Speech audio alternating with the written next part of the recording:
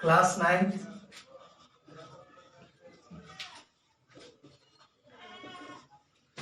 आपका ये second part video है। इससे पहले हमने बताया था रियल नंबर के बारे में, जिसमें रेशनल और इरेशनल को डिफाइन किया था और डेसिमल मेथड का जो फॉर्म था वो हमने बताया। आज जो नेक्स्ट है उसमें हम पहला चीज बताने जा रहे हैं, वो है आपका represent real number on number line.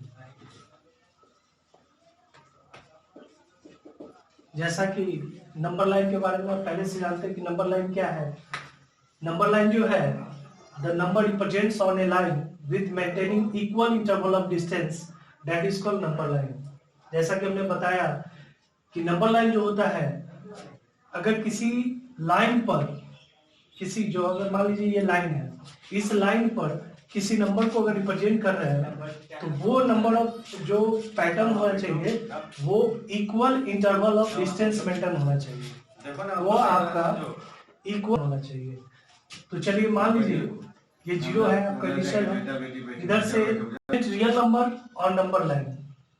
तो जैसा कि हमने बताया कि किसी नंबर लाइन पे रिप्रेजेंट करने के लिए, किसी भी नंबर को रिप्रेजेंट करने के लिए, लाइन पे नंबर को रिप्रेजेंट करने के लिए आपका क्या होना चाहिए, equal interval of distance maintain होना चाहिए। तो जैसे हम डिस्टेंस मेंटेन कर रहे हैं, 0 के आप राइट साइड पॉजिटिव होगा, 0 के लेफ्ट साइड क्या होगा, निगेटिव होगा। आपको जो इक्वल इंटरवल ऑफ डिस्टेंस, जैसे 0 और 1 का डिस्टेंस आप जो ले रहे हैं, वही इक्वल इंटरवल ऑफ डिस्टेंस आप 1 और 2 के बीच में होना चाहिए, वही 2 और 3 के बीच में इक्वल इंटरवल ऑफ डिस्टेंस होना चाहिए। अब लेफ्ट साइड आते हैं, वैसे ही जितना 0 और 1 के बीच का जो डिस्टेंस है वही -0 और -1 के बीच में होना चाहिए, वही डिस्टेंस 0 और -2, यानी आपको मेंटेन करना है equal interval of distance, that is called number line. और इसी नंबर लाइन पे हम रियल नंबर का रिप्रेजेंट पढ़ेंगे। तो रियल नंबर का रिप्रेजेंटेशन में आप अच्छी तरह से जानते हैं कि अब रियल नंबर तो चूंकि दुनिया की सारी संख्या, टोटल संख्या जो है इसको होल्ड करता है, टोटल संख्या। तो जहां तक रियल नंबर है, इसको दो ब्रांच में बांटा गया। एक आपका रेशनल नंबर है और दूसरा आपका इरेशनल नंबर है। क्लियर है? तो हम दोनों को बारी से पढ़ेंगे। रेशनल नंबर को कैसे रिप्रेजेंट करेंगे, रेशनल नंबर को कैसे रिप्रेजेंट करेंगे। तो चलिए सबसे पहले बात करते हैं हम रेशनल नंबर को रिप्रेजेंट करने का। तो रेशनल नंबर चाहे rational number that can be defined in the form of a by b, जो a by b के फॉर्म में रहता है, चाहे a और b both are integers. a और b जो एलिमेंट्स है वो किसका है, इंटीजर्स का है। Clear? And b is not equal to 0, सिर्फ b 0 के बराबर नहीं होना चाहिए। इस स्थिति में जो रेशनल नंबर हमारे पास होता है उसको किस प्रकार से नंबर लाइन पे रिप्रेजेंट करेंगे, इसको ध्यान देंगे।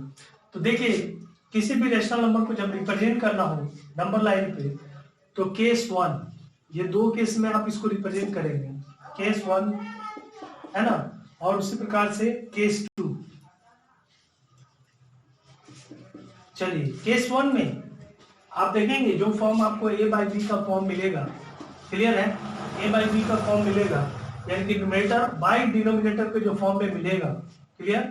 तो इस फॉर्म में अगर मिले, जो रेशनल नंबर आपको मिला हुआ है उस रेशनल नंबर का रिप्रेजेंटेशन के लिए एकदम आसानी से ध्यान देंगे, बहुत आसान होगा अगर इसको समझ लेंगे। तो केस 1 के माध्यम से कैसे रिप्रेजेंट करेंगे, अगर a by b का फॉर्म है जहां a जो है b से क्या है, कम होगा। मान लीजिए जैसे 2/3 है, 3/5 है, 7/9 है। देखिए यहाँ जो न्यूमरेटर है वो डिनोमिनेटर से क्या है, कम है। ये आपका फॉर्म a है, ये फॉर्म आपका b है। नहीं, अब मान लीजिए -3 है, ये 5 है, फिर ये आपका a है, ये आपका b है, ये आपका a है, ये आपका b है। ऐसे स्थिति में आप ध्यान देंगे। क्लियर है? रेशनल नंबर में आप जानते हैं कि दो प्रकार का रेशनल नंबर होता है, एक पॉजिटिव रेशनल नंबर, एक नेगेटिव रेशनल नंबर।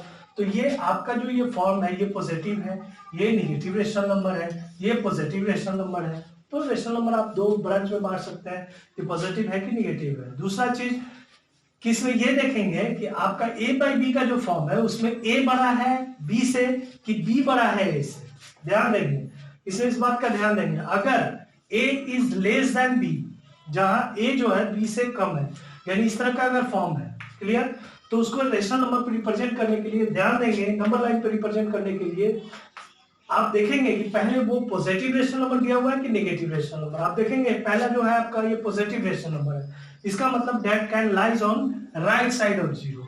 ये हमेशा जीरो के कहाँ लाइज करेगा? राइट साइड करेगा। पॉजिटिव रेशनल नंबर जीरो के राइट साइड लाइज करेगा, नेगेटिव रेशनल नंबर जीरो के लेफ्ट साइड लाइज करेगा। क्लियर है?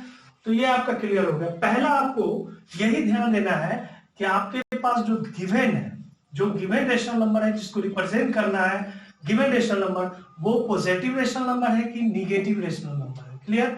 यह पॉजिटिव और नेगेटिव रेशनल नंबर अगर होता है तो उस हिसाब से हम जीरो के किस साइड लाइज कराएंगे, किधर उसको आप इंडिकेट करेंगे, किधर रिप्रेजेंट करेंगे, वो निर्भर करेगा नंबर लाइन पे। क्लियर? तो आपका ये पॉजिटिव रेशनल नंबर यानी हम 2/3 को रिप्रेजेंट करने जा रहे हैं। क्लियर है? तो केस 1 में हमने बताया कि अगर a b से कम है, क्लियर, यानी कि a is less than b, इस तरह का रेशनल नंबर जो a/b के फॉर्म में है, जहां a is less than b, then its value always less than 1। इसका मतलब है कि इसका वैल्यू हमेशा 1 से कम होगा। तो चलिए 1 से कम होगा, इसका मतलब 0 से ज्यादा होगा और 1 से कम होगा, 0 और 1 के बीच में होगा। तो चलिए आप क्या करते हैं कि 0 और 1 यानी equal interval of distance maintain करते हो। इतना बड़ा डिस्टेंस 0 और 1 के बीच में लिया है तो 1 से 2 के बीच भी आप इतना ही डिस्टेंस लेंगे। क्लियर है? तो आपका ये जो 2/3 है ये कहां लाइज करेगा? तो चूंकि आप जान रहे हैं कि 2/3 जो है, जहां a जो है 2 है और b क्या है आपका 3 है, इसका मतलब है कि a जो है b से क्या है? कम है। क्लियर? इसका मतलब है कि इसका जो वैल्यू है a/b का, यानी कि ये जो फॉर्म है a/b का, यह लेस देन क्या है? 1 है। इसका वैल्यू 1 से कम है। इसका मतलब है कि यह लाइज करेगा 0 और 1 के बीच में। तो 0 और 1 के बीच में लाइज करेगा। तो चलिए देखते हैं 0 और 1 के बीच में हम देखेंगे कि जो डिनोमिनेटर है that is the total equal part, उसका टोटल इक्वल पार्ट होता है। तो 0 से 1 के बीच में टोटल कितना पार्ट किया गया? 3। तो टोटल 3 इक्वल पार्ट में बांटेंगे इसको। तो 0 से 1 के बीच में 1 2 3, आपका 3 इक्वल पार्ट बढ़ गया। क्लियर? अब इसमें रिप्रेजेंट किसको करना है? कौन सा सेकंड पार्ट करना है आपको? दूसरा पार्ट। तो ये पहला पार्ट और ये आपका दूसरा पार्ट। तो ये हो गया आपका रिप्रेजेंटेशन 2/3। इस प्रकार से आप इसको रिप्रेजेंट कर सकते हैं 2/3 को। क्लियर? अगर कंडीशन है कि -3/5, क्या करना है आपको? -3/5। चलिए तो यहां देखते हैं, ध्यान देके आपका सेकंड जो है मान लीजिए कि -3/5। क्लियर? आप क्या करेंगे कि आप ध्यान देंगे, हमने पहले बताया कि रेशनल नंबर को ये देखना है कि ये पॉजिटिव है कि नेगेटिव है। तो ये कैसा रेशनल नंबर है, किस प्रकार का रेशनल नंबर है? तो ये आपका जो रेशनल नंबर है ये आपका निगेटिव रेशनल नंबर है। ये आपका निगेटिव रेशनल नंबर है। निगेटिव रेशनल नंबर, इसका मतलब है कि इट ऑलवेज है ना, lies on left side of zero. यह जीरो के किस साइड लेफ्ट करेगा? किस साइड लाइज करेगा? Left side. यानी आपका जीरो ये हो गया और इस साइड ये लाइज करेगा। क्लियर? आपका इस साइड यानी लेफ्ट साइड लाइज करेगा। क्लियर? आप देखेंगे 0 से 1 के बीच में हम इक्वल इंटरवल ऑफ डिस्टेंस ले लेते हैं। 1 -1, इधर आगे आपको इतना ही डिस्टेंस लेके ये आपका -2। क्लियर? अब देखेंगे कि यहाँ जो न्यूमरेटर यानी कि जो a/b का फॉर्म है उसमें a जो है और b जो है उसमें a बड़ा है कि b बड़ा है? तो a 3 और b 5 है, यानी कि a जो है b से क्या है? कम है। a is less than b, a b से कम है। इसका मतलब है कि यह जो a/b का जो फॉर्म है वो ऑलवेज लेस देन क्या होगा? 1 होगा। यह हमेशा 1 से कम होगा। चूंकि निगेटिव रेशनल नंबर है तो 100% यह -1 से यानी कि a/b जो है -1 से क्या होगा? लेस होगा। सॉरी, आप थोड़ा सा ध्यान देंगे कि 0 और -1 के बीच वो लाइज करेगा। किसके बीच लाइज करेगा? 0 और -1 के बीच में। तो चलिए डिनोमिनेटर आपका 5 है यानी कि टोटल 5 इक्वल पार्ट बांट लेना है आपको। तो -1 1 2 3 4 और ये 5, टोटल आपका 5 पार्ट हो गया। देखिए ये आपका 1 part 2 part 3 part 4 part 5 part, ये टोटल 5 पार्ट हो गया। इसमें कैमा पार्ट लेना आपको, तो पहला दूसरा और ये तीसरा, ये हो गया आपका -3/5। इस प्रकार से हम रिप्रेजेंट कर सकते हैं यानी कि केस 1 के अंतर्गत अगर rational number a by b का फॉर्म है तो उसमें पहली बात को ये चेक करना है कि ये पॉजिटिव रेशनल नंबर है कि निगेटिव रेशनल नंबर है। ये किसी भी केस के अंतर्गत नहीं, केस 1 भी रहे या केस 2 भी रहे, इन दोनों में ये बात कॉमन है कि आपको रेशनल नंबर में ये चूज करना है कि वो पॉजिटिव रेशनल नंबर है कि निगेटिव रेशनल नंबर है। पॉजिटिव रेशनल नंबर है मतलब जीरो के राइट साइड लाइज करेगा और निगेटिव रेशनल नंबर है इसका मतलब जीरो के लेफ्ट साइड लाइज करेगा। तो क्लियर है, ये पहला हो गया, दोनों केस के लिए काम करेगा। और पहले केस में ये कंडीशन बताता है कि जो rational number a by b का फॉर्म है, जैसे जो rational number a by b का फॉर्म है जहां a is less than b, अगर a b से कम है इसका मतलब है कि यह रेशनल नंबर का जो वैल्यू है वो हमेशा 1 से क्या होगा, कम होगा। और जब ये 1 से कम होगा तो 0 और 1 के बीच में वैल्यू लाइज करेगा, और 0 और 1 के बीच में अगर वैल्यू लाइज करेगा तो जो आपको रेशनल नंबर है जो उसका डिनोमिनेटर दिया रहेगा वह denominator that is the total equal part, उसको उतने बराबर भागों में बांट लेंगे और जो टेकन पार्ट है आप लेके आप इंडिकेट कर लेंगे। इस तरह से आप रिप्रेजेंट कर सकते हैं। तो केस 1 में आप इस प्रकार से रिप्रेजेंट करेंगे। केस 2 में रिप्रेजेंट करने के लिए मान लीजिए कि जो rational number a by b का फॉर्म दिया गया है, क्लियर, जैसे मान लीजिए 9/5 है, यहाँ देखिए, तो आप यहाँ ध्यान देंगे कि 9/5 ए जो है वो बी से क्या है, ग्रेटर है, ए बी से क्या है, ग्रेटर है। इसका मतलब है कि यह जो रेशनल नंबर आपको दिया गया है कि ए इज ग्रेटर देन बी, ए जो है बी से क्या है, ज्यादा है 100%, इसका वैल्यू जो होगा, ये जो 9/5 है इसका जो वैल्यू होगा ये always greater than 1, always greater than 1, greater than 1। तो आप इसको किस में कन्वर्ट कर लेंगे, मिक्स्ड में कन्वर्ट कर लेंगे। मिक्स्ड में क्या होता है कि जैसे इसको मिक्स्ड में कन्वर्ट कर लेंगे तो ये निश्चित हो जाएगा कि इसमें भैया आपको टोटल होल कितना दिया हुआ है, कि संपूर्ण उसमें कितना संख्या है और प्लस उसमें पार्ट कितना है, टुकड़ा कितना भाग लगा हुआ है, होल और पार्ट में इसको कंबाइन कर लेंगे। तो जैसे 9/5 है तो इसका हो जाएगा 1 इंटीजर्स 4/5, यानी 1 होल और 4/5। ये चूंकि पॉजिटिव रेशनल नंबर है तो 100% यह किधर लाइज करेगा, 0 के राइट साइड लाइज करेगा। तो चलिए 0 से आप ले लिए इक्वल इंटरवल ऑफ डिस्टेंस 1, यहाँ ले लिया आपने same equal interval of distance 2, equal interval of distance 3। Clear, आपको 1 इंटीजर्स मतलब कि 1 पूरा, तो 1 पूरा हो गया। अब 4/5 इसका मतलब 1 और 2 का पार्ट है, इसके बीच का ये पार्ट 4/5। तो चलिए इसका मतलब है कि 1 और 2 के बीच में, एक तो पूरा हो गया यहाँ तक, एक आपका पूरा हो गया, यानी 1 इंटीजर्स 4/5 का मतलब 1 आपका होल हो गया, 1 पूरा हो गया। अब 4/5 में यानी कि 5 इसमें टोटल पार्ट है और उसका चौथा भाग, तो 5 पार्ट, 1 2 3 4 और ये 5, इस 5 पार्ट में चौथा पार्ट। तो चलिए चौथा पार्ट लेते हैं, 1 2 3 4, ये आपका हो गया, क्या हो गया, 9/5। इस प्रकार से आप रिप्रेजेंट कर सकते हैं। यानी कि आपके पास दो केस है, अगर numerator is greater than, numerator is less than denominator तब एक केस बनेगा, दूसरा केस अगर numerator is greater than denominator है तो दूसरा केस बनेगा। इस अगर यह न्यूमरेटर बाय सॉरी जो numerator is greater than denominator है तो उसको सबसे पहले आप मिक्स में कन्वर्ट करेंगे, यानी होल और पार्ट के साथ उसको लिखेंगे, और जो होल होगा वो पूरा होल संख्या आप लेके तब इसके बाद जो पार्ट होगा उस पार्ट को उतने फॉर्म में आप इसको लिख सकते हैं। इस प्रकार से आप रिप्रेजेंट कर सकते हैं, यानी किसी भी रेशनल नंबर को रिप्रेजेंट करने के लिए एकदम क्लियर वे है। अगर मान लीजिए जैसे -5 है, इसको रिप्रेजेंट करना है तो -5/1 इसको रिप्रेजेंट करना है। ये क्लियर हो गया कि -5/1 इसका मतलब है कि ये -5 है। 1 क्या है, डिनोमिनेटर के फॉर्म में किसी भी संख्या के नीचे हो सकता है, a/b का फॉर्म है, रेशनल नंबर है ही। अब इसको रिप्रेजेंट करना है तो कॉमन रिप्रेजेंटेशन है आपका 0 के left side -5, equal interval of distance maintain करके -5 आप रिप्रेजेंट कर सकते हैं। तो कॉमन रूप में आप रेशनल नंबर को अच्छी तरह से रिप्रेजेंटेशन सीख सकते हैं, कर सकते हैं, इसमें कोई प्रॉब्लम नहीं है। अब नेक्स्ट देखते हैं, नेक्स्ट रेशनल नंबर का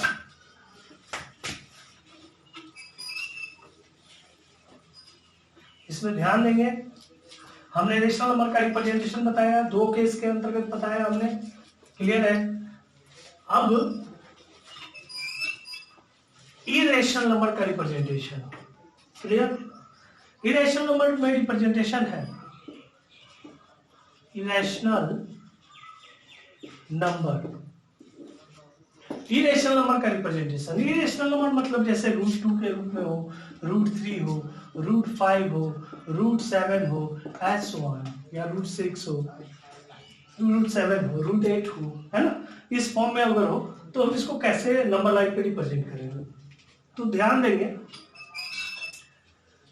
जैसे √2, √3, √5, √6 इसका रिप्रेजेंटेशन कैसे करेंगे। अगर इस तरह का रिप्रेजेंटेशन है तो बड़े आराम से हम रिप्रेजेंट कर सकते हैं इसको। टोटली आप क्या करेंगे कि सबसे पहले आप एक नंबर लाइन खींचेंगे। लाइन लिया आपने, लाइन या ध्यान देंगे कि अगर यह नेगेटिव है या पॉजिटिव है, यानी कि -√2 है, -√3 है या -√5 है, तो ये नेगेटिव इरेशनल नंबर है। अगर ये पॉजिटिव है तो पॉजिटिव है। क्लियर है। तो आपका जब पॉजिटिव होगा इसका मतलब यह 0 के राइट साइड लाइज करेगा। क्लियर।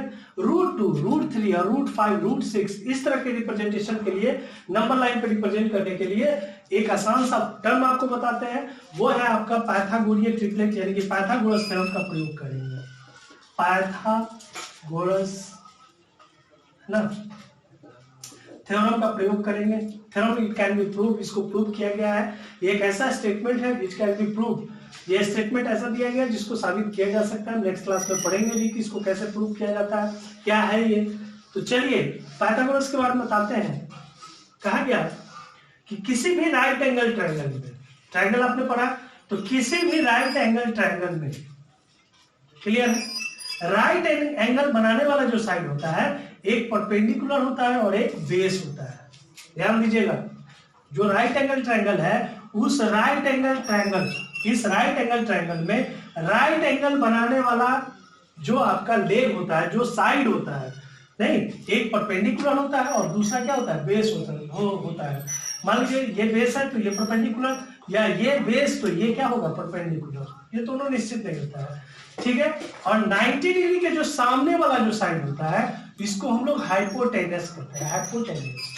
हाइपोटेनस H से डोनेट करते हैं इसको। P perpendicular, B base, H hypotenuse. ध्यान देंगे इन राइट एंगल ट्रायंगल, किसी भी राइट एंगल ट्रायंगल में, पहले राइट एंगल ट्रायंगल को अच्छी तरह समझ लें कि किसी भी राइट एंगल ट्रायंगल में कोई भी अगर राइट एंगल ट्रायंगल दिया हो इसका मतलब है कि उस ट्रायंगल का एक एंगल 100% 90 डिग्री का है। तो इस राइट एंगल ट्रायंगल में one angle is measure is equal to 90 degree. Clear है। इसमें तीन तरह का साइड होता है। जो तीन आपको साइड दिखता है, इस तीन साइड का अपना अपना नाम है। उसमें 90 डिग्री एंगल जो बनाने वाला, जो 90 डिग्री जो एंगल बनाता है, जो लेग 90 डिग्री का जो एंगल बनाता है, जो साइड 90 डिग्री का एंगल बनाता है, वह लेग, वह साइड उसका एक परपेंडिकुलर होता है और एक क्या होता है, बेस होता है। क्लियर। और 90 डिग्री के सामने वाला जो साइड होता है उसको हाइपोटेन्यूज कहते हैं।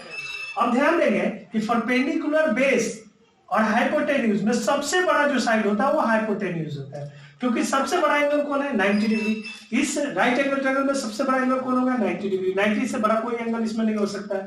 तो 90 के सामने वाला जो, जब किसी ट्रायंगल में जो सबसे बड़ा एंगल होता है उसके सामने का जो साइड होता है वो सबसे क्या होता है, उस ट्रायंगल का सबसे ग्रेटर साइड होता है।